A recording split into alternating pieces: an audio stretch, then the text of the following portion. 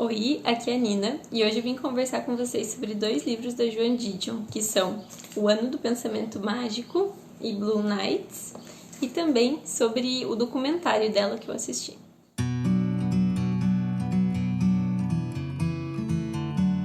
Eu demorei bastante para gravar esse vídeo, porque O Ano do Pensamento Mágico foi um livro que mexeu muito comigo, né? Eu comentei sobre isso em alguns momentos, mas faltava vir aqui realmente gravar. E aí aproveitei, né, que eu também fiz outra leitura, né, do Blue Nights, que é quase como uma sequência, pensando na cronologia ali na vida da Joan Didion, do Ano do Pensamento Mágico. E eu também assisti ao documentário que tem sobre ela na Netflix, para falar um pouquinho. Então não vai ser uma resenha, vai ser mais um vídeo a respeito de tudo na Joan Didion que me encanta e o que mexeu tanto comigo nessas leituras. Então, a minha história com a Joan Didion começou com o Álbum Branco. Eu já tenho um vídeo aqui nesse canal sobre ele. E foi uma identificação à primeira vista, assim. O Álbum Branco não é meu livro favorito dela, mas lendo o Álbum Branco eu já soube que tem muito de mim na Joan Didion, assim. Nós somos muito parecidas em alguns sentidos. E a forma com que ela escreve é uma forma que se comunica muito bem comigo. E eu acho que isso é algo muito importante, em específico com escritores de não ficção, porque a gente não tem ali uma história que pode nos cativar apesar da escrita. Nós temos apenas a escrita, né? A escrita e acontecimentos da vida, a escrita e a vida como ela é. Então é muito importante e foi uma coisa assim que quem assistiu ali ou quem já estava acompanhando quando eu li o Álbum Branco, eu soube na hora que a Joan Didion se tornaria ali uma escritora importante para mim. E depois de ler o Álbum Branco, então eu comprei O Ano do Pensamento Mágico. Era um livro do qual eu já tinha ouvido muito falar, mas eu achava até o título assim meio estranho, nunca tinha me aprofundado sobre o assunto dele. E na verdade, ele vai contar a respeito de uma época da vida da Joan Didion em que ela tá com a filha internada no hospital e ela perde o marido subitamente, né? O marido dela morre de forma súbita enquanto eles estão jantando, e isso acontece ao mesmo tempo em que a filha deles tá na UTI, com um problema sério de saúde. Então, é uma catástrofe imensa, né? Já anunciada. E ele é, sim, um livro que vai falar sobre luto. Ele vai, na verdade, externalizar o luto pelo qual a Joan Didion passa, mas ela tem muito isso do controle, que é até um dos pontos aí que não me orgulho, mas me identifico bastante, de racionalizar a respeito disso e conseguir entender quais as coisas que realmente fazem com que a gente se sinta dessa maneira. Então, tem quase uma questão da adrenalina, assim, de que durante o período em que a filha continua, né, porque essa filha continua no hospital por um tempo, como a gente tem um instinto de sobrevivência e acaba aguentando muita coisa, né, pra ultrapassar ali o que a gente precisa, né, pra sobreviver mesmo. Então, como ela tem esse período, não diria de negação, mas quase de ignorar o que está acontecendo para conseguir seguir em frente, mas que tem uma hora em que isso vai ser cobrado, né? E eu falei bastante que esse livro foi um livro assim que realmente mudou a minha vida, no mesmo sentido que eu comento sobre o Sérgio Y Vai à América. E o Sérgio Y Vai à América foi um livro que na época me fez com que eu me demitisse do trabalho que eu tinha, e ele não tem nada a ver com um trabalho. Então eu acho que aqui é bem semelhante, eu não tô passando por nenhuma experiência de luto e espero, né, não passar nos próximos muitos anos, mas de outras maneiras ele conseguiu conectar muito com situações da minha vida e com coisas com as quais eu tô passando, em específico com relação à mudança, porque com toda essa racionalização, a Joan Didion identifica muito que ela, né, que é uma pessoa que tem isso, teve desde sempre, né, do controle, de um planejamento de vida, assim, de uma rotina. A perda desse marido representou uma mudança com a qual ela não soube lidar ou que foi muito difícil lidar. Então, eu acho que nesse sentido é um livro que pode ser muito valioso mesmo para todo mundo que está passando por algum momento de mudança, de transformação, e aí entram, né, quaisquer mudanças que possam acontecer. Então foi um livro que realmente mexeu de formas muito profundas comigo. E a Joan Didion é muito humana, né, nesse sentido. Então eu vou ler alguns trechinhos aqui. Então aqui, por exemplo, a respeito dessa questão do controle, né, de saber as coisas, ela escreve: em tempos difíceis me ensinaram desde criança, eu deveria ler, aprender, investigar, recorrer à literatura especializada. Informação é controle.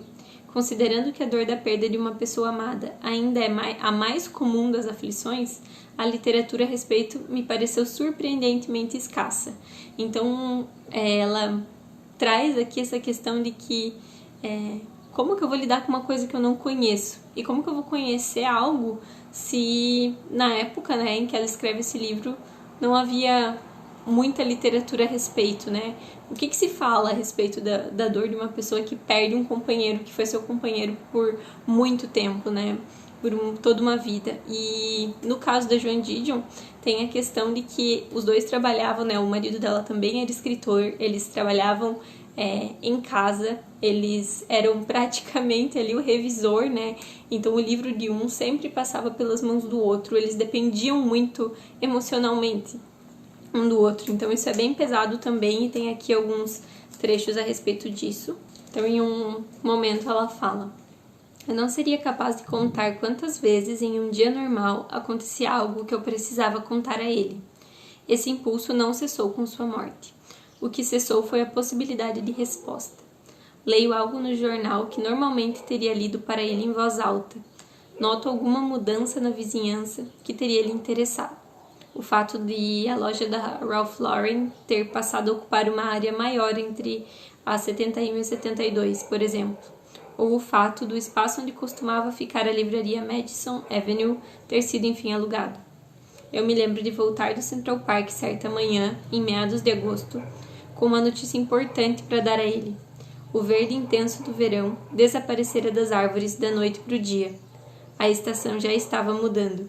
Precisamos fazer planos para o outono, eu me lembro de pensar. Precisamos decidir onde vamos passar o dia de ação de graças, o Natal e a virada de ano.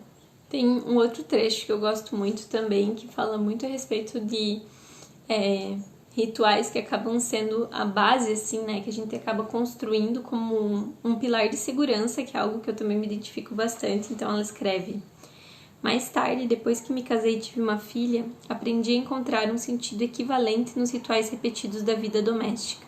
Pôr a mesa, acender as velas, acender a lareira, cozinhar, todos aqueles soufflés, todo aquele creme caramel, todos os ensopados, almôndegas e guisados, lençóis lavados, pilhas de toalhas limpas, luzes de emergência para tempestades, água e comida suficientes para nos manter durante qualquer evento geológico que tivéssemos que enfrentar.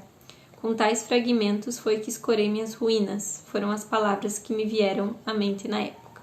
Então eu acho que esses trechos expressam um pouco do compilado de emoções e sentimentos que a Joan Didion traz aqui. Ela vai passar por vários momentos, né, desde essa quase adrenalina de ignorar o que aconteceu, né, para conseguir cuidar da filha, conseguir sobreviver a esse primeiro impacto, até o impacto muito forte que acaba recebendo, né, depois, quando ela precisa voltar a essa vida normal, e a vida normal que ela conhecia não existe mais, até a questão da culpa, né, de o que ela poderia ter feito diferente para que as coisas não tivessem acontecido da forma com que aconteceram. Ao mesmo tempo, tudo isso que é expresso de uma forma muito emocional, né? Ela compartilha coisas muito pessoais, muito íntimas aqui. Também tem a análise racional de quem está escrevendo sobre isso, né? E de conseguir compreender, né, com um pouco de distância, né? O livro foi escrito um pouco depois, o absurdo disso tudo.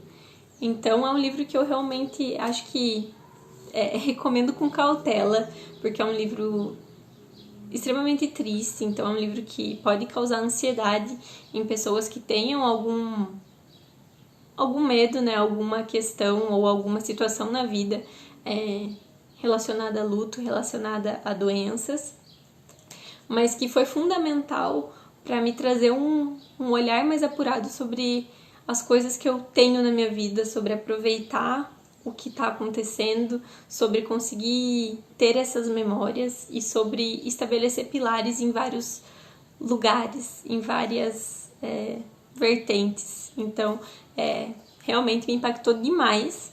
E finalizando esse aqui, não contente com a desgraça, eu peguei o Blue Nights. Então, o Blue Nights vai ser, como eu comentei, quase uma continuação, porque aqui a gente vai falar sobre a morte da filha. Então, em O Ano do Pensamento Mágico, a filha tá, né, doente ali, ela se recupera, né, inclusive consegue participar ali do velório do pai, mas ela vem a ter outro problema na sequência. E esse livro também vai relacionar muito isso com o envelhecer, né? Então são experiências para Joan Didion que acabam acontecendo com o envelhecimento dela, e ele também é escrito depois com um olhar muito mais distante. Acredito, eu não tenho filhos, mas eu acredito que a dor dessa perda seja uma dor um tanto incomparável, e aqui ela vai analisar isso também, tanto no sentido de como conseguir lidar com tanta perda, como encontrar sentido em continuar vivendo depois que as pessoas ali que eram mais importantes para ela não estão mais ali.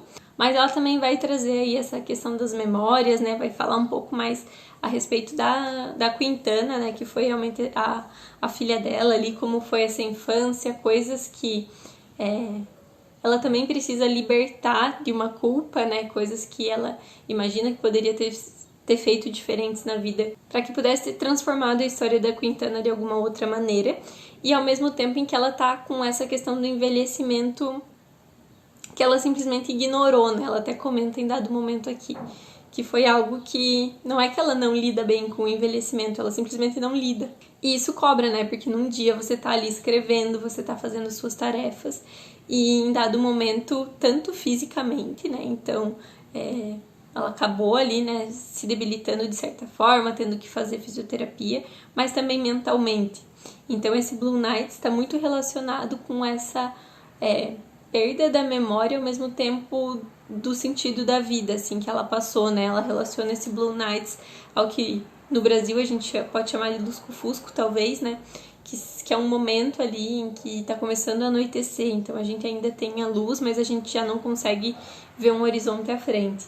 Então também é um livro muito triste, muito delicado, e que vai falar de uma forma muito bonita, ao mesmo tempo muito real a respeito disso, assim, né, de começar a chegar num lugar em que você consegue imaginar que é o fim, assim, né, o fim da vida.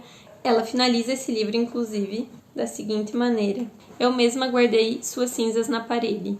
Eu mesma vi as portas da catedral trancarem-se às 6. Sei o que estou vivenciando agora. Sei o que é fragilidade. Sei o que é o medo. O medo não é daquilo que se perdeu. O que se perdeu já está guardado na parede. O que se perdeu já está atrás das portas trancadas. O medo é daquilo que ainda resta a perder. Talvez você não veja nada que ainda resta a perder. Contudo, não há um único dia na vida dela em que eu não a veja. E aí, não bastassem essas camadas literárias da obsessão, em que eu li esses 3 livros em um período curto aí de tempo, eu também assisti o documentário que tá na Netflix. Eu vou deixar bem certinho aqui a capa com o título dele. E é muito interessante porque é um documentário gravado por um sobrinho dela, então ele tem um ar muito intimista, ao mesmo tempo ele passa muito pela obra. Eu acredito que parte da identificação com a Joan Didion se fortaleceu, né, assistindo e conhecendo mais a vida dela, mas ao mesmo tempo ele vai falar muito a respeito do que tratam as obras. Então eu acho que um pouco da mágica assim aconteceu comigo por eu não saber exatamente de tudo. Então eu ainda estava lendo quando eu assistia o documentário. Acho que eu já tinha lido O Ano do Pensamento Mágico e eu estava lendo Blue Nights. Para as pessoas que gostam de ler sem saber tanto a respeito, eu recomendo que primeiro leiam, porque o documentário é super completo, tem inclusive trechos, né, dos livros dela, então é muito mais um complemento, assim, né? Então, se você... tem gente que gosta de saber mais sobre o autor, em específico de não ficção, antes de conhecer a obra, então é uma boa forma de conhecer, mas eu acho que perde um pouco da magia quando você for ler. Eu não li tudo da Joan Didion ainda, mas como ela escreveu também muitos ensaios sobre a época em que ela vivia, né, sobre acontecimentos históricos, Eu acho que esses que têm um cunho mais autobiográfico, que são o Ano do Pensamento Mágico e o Blue Nights, podem ser mais prejudicados, ter a leitura mais prejudicada se você assistir ao documentário primeiro. Se você já leu, principalmente o Ano do Pensamento Mágico, que eu acho que é o mais conhecido dela e a obra-prima na minha visão, e que é um livro que emocionalmente mexeu muito comigo, e eu gosto de destacar isso porque literatura não é unanimidade, nunca vai ser, e existem livros que simplesmente pegam ou não pegam, assim. Esse foi um livro que pegou muito em mim, por conta, como eu falei, de uma identificação profunda com a pessoa da Joan Didion e também do momento que eu estava passando, ter muito a aprender, né? O momento em que eu li esse livro era um momento em que eu tinha muito a aprender com o que ela estava passando ali. Então, fica aí uma recomendação muito forte. Eu ainda vou ler outras coisas dela, né? Tem alguns que já estão ali na minha lista. Se vocês já leram outras coisas, né, me recomendem e a gente se vê no próximo vídeo.